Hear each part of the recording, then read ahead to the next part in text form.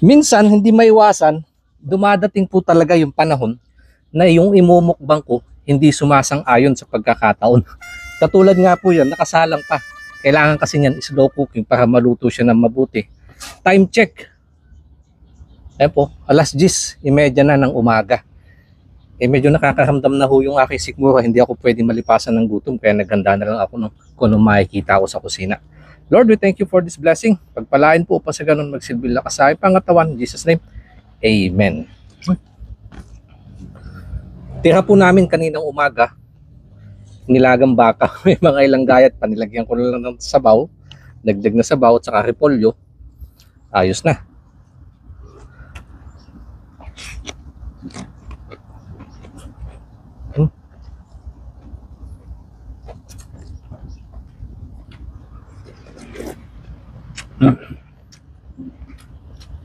At saka namitas lang po ako ng ilang bunga ng talong.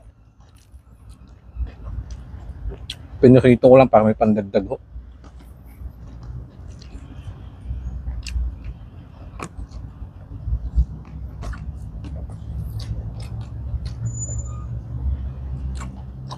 Danas ko na ho kasi yan yung nalilipasan ng gutom.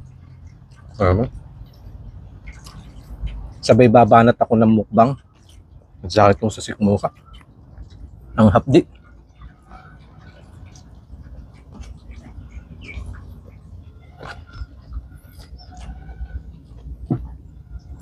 Kaya ngayon, kumain na lang muna ako.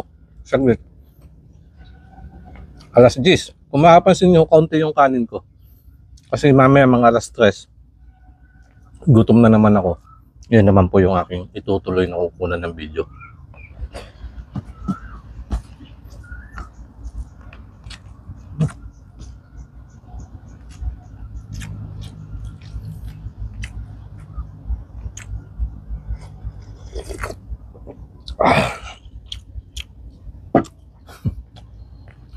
Maanghang yung sabaw.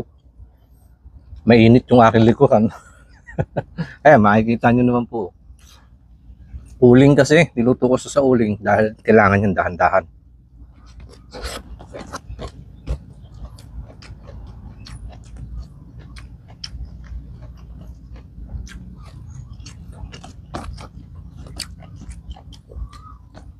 Hindi ho siya karne.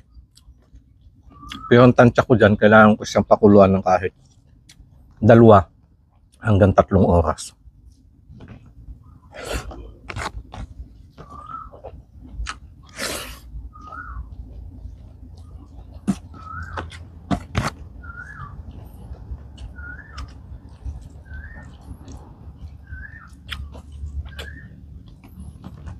May kamote pa pala ako.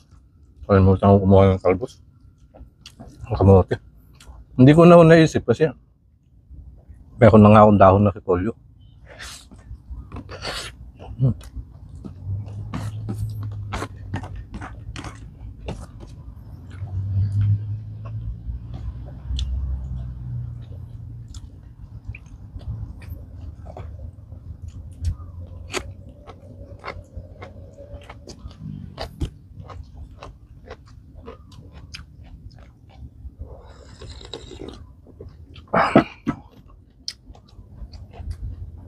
Malimit po kasi pag nagluluto ako ng ganyan pamatagalan.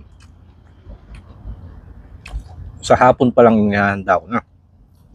Then tutuloy ko kinabukasan. Ngayon ho kasi, kulang yung mga sangkap ko kahapon. Kaya ngayong umaga ko na lang naisalang.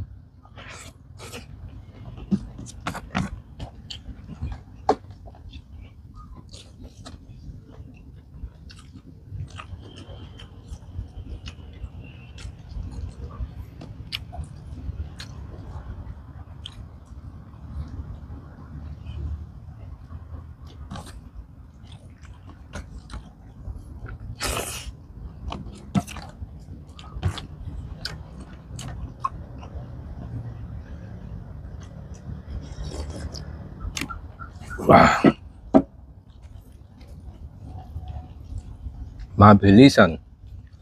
Mayroon lang pong pamatid gutom.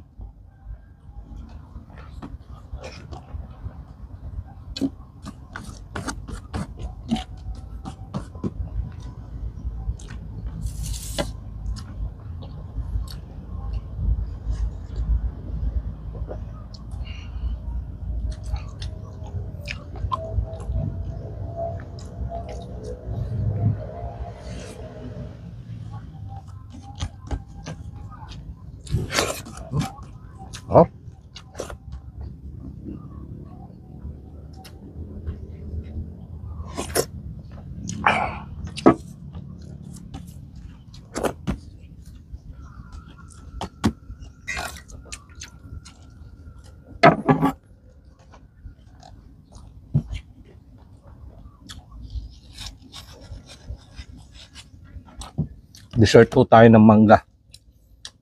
Ang tatay ko kahit wala ng ulam, basta may mangga, ayos na ho sa kanya. Doon ko nakuha sa tatay ko ito yung pag-ulam ng ganito. Mangga.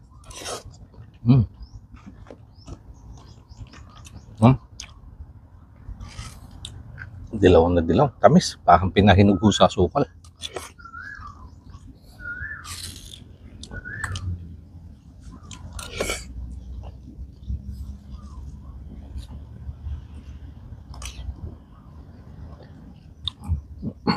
Oh. Favorite ko siyempre part yung buto. Yun ho yung aking papangusin hanggang sa magputi. Tayo ho no mga bata, yung mga kapatid natin agawan sa buto. Hanggat may nakikitang dilaw sa buto, hindi titigilan. Diyan ko muna tatapusin ang video mga kanaid. Medyo mahaba na. Maraming salamat po sa inyong pag-antabay at God bless po sa ating lahat.